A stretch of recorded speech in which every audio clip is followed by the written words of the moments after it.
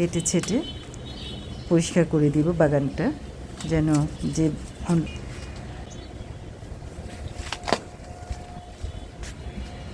বন্ধুরা এই যে দেখতে পাচ্ছেন আমার G9 গাছের কলার একদমই অনেক বড় একটা ফানা এসেছিল, কিন্তু কলাগুলো বড়ই হতে। এখন কলা গাছগুলো ভালো করে কেটে ছেটে পরিষ্কার করে দিচ্ছি, যেগুলো গাছ নষ্ট হয়ে গিয়েছিল। কলা গাছে যখনই ফুল চলে আসবে তখনই আসলে সাপোর্ট দিয়ে বাঁশ দিয়ে বেঁধে দেওয়া দরকার, যেন ঝড়ে ভেঙে ফেলতে না পারে। সজনা গাছের ডালটা অনেক বেশি লম্বা হয়ে গিয়েছিল, এটা ঝোপালো করার জন্য ছোট করে কেটে দিলাম।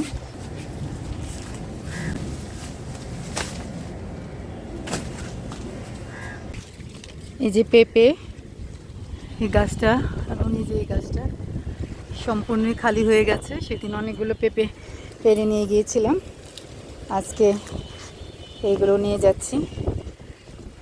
আমি আসলে এবার কেমন যেন একটু মনোযোগী হলাম না।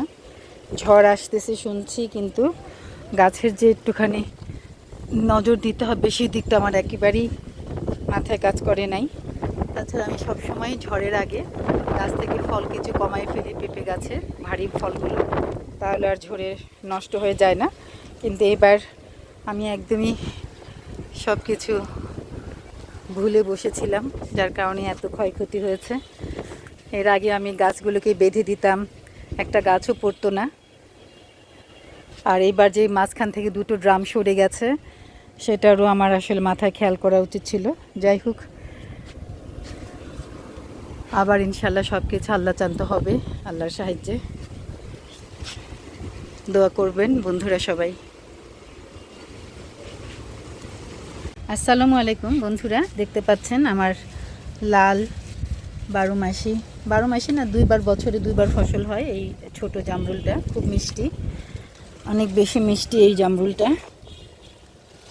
এই দেখেন ছোট ছোট ফল এসে গেছে, মাশাআল্লাহ অনেক মজার মিষ্টি জামরুল। চিপা চাপার মধ্যে আরও আছে, দেখা যাচ্ছে। এটা ঝুড়িতে রেখে নেই।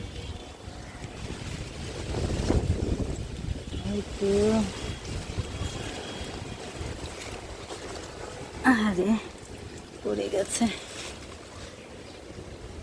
ছোট্ট একটা টব, ছোট্ট একটা গাছ, মাশাআল্লাহ আলহামদুলিল্লাহ বেশ কয়েকটা জামরুল পড়ে গেছে। বন্ধুরা, এতক্ষণ ভিডিওটি পাশে থেকে দেখার জন্য সবাইকে অসংখ্য ধন্যবাদ। আল্লাহ হাফেজ।